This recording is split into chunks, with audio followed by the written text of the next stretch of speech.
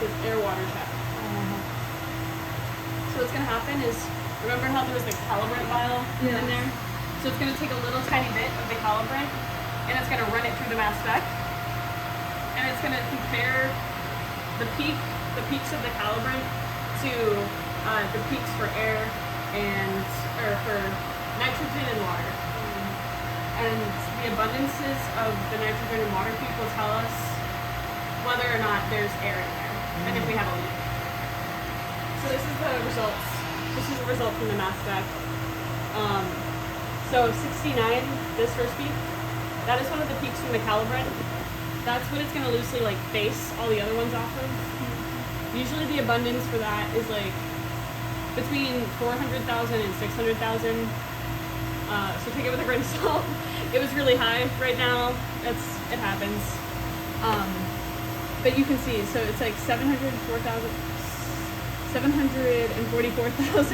right? And then 18, so that is going to be water, right? Because it's H2O, O is 16, H is 1, you have two of them. So that's water. And your abundance for that is like 10,000, which is only like 1.4% as compared to your calibrant peak. So, and then for nitrogen, which is 28, it has an abundance of 21,000, which is roughly like 2.9% of your abundance of your calibrant peak. So when we look at with the air water check is we usually want to make sure these levels are below like acceptable to run.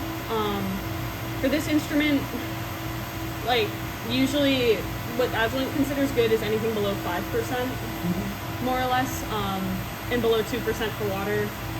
This instrument usually, in the winter, water level would sit around 0.5%.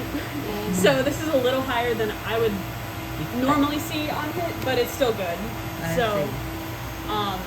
If we were concerned that there was a leak, what we could do is manually tune it and like go hunting for leaks. I can show you how to do that. But there probably isn't right now. So how you do a manual tune is you go into parameters, manual tune. So this allows you to kind of control what you want to tune.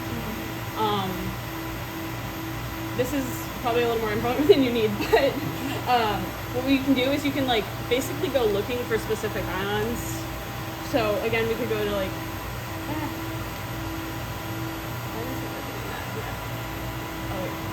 so if you want to look for nitrogen and water again, we would go to like 28.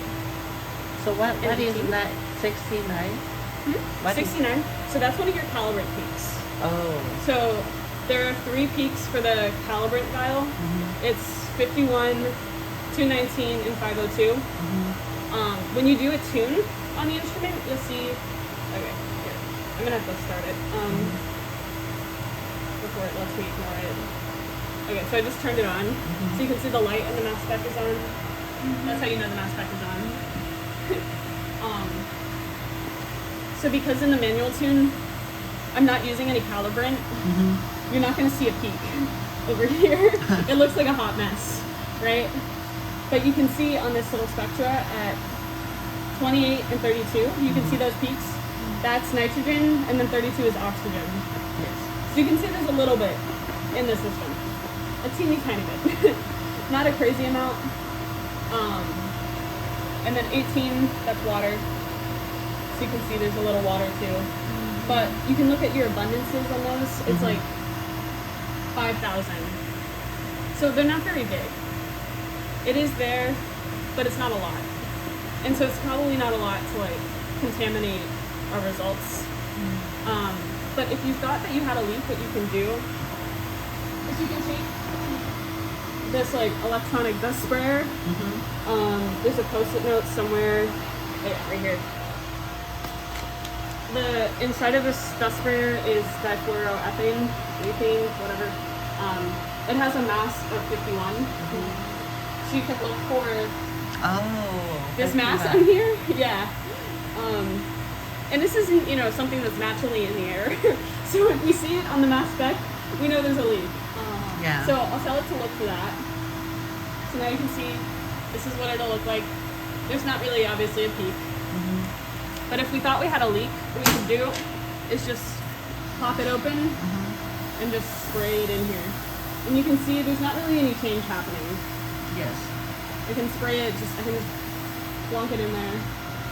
But we don't see anything appearing. So that's good. That means this propellant is not getting into the mass spec chamber. And so it's leak free. Oh, that's very smart. Yeah, it's kind of cool. And so we always have like a bunch of cans of this. There's more cans of it down in here if you ever need it. Good to have. Yeah. So I would say that the instrument's good. It's ready to run. And so we can just stop it. Or you can tell it it's done. And you can see the light went off. Yeah, so. And then to get out of this, we just click view, instrument control.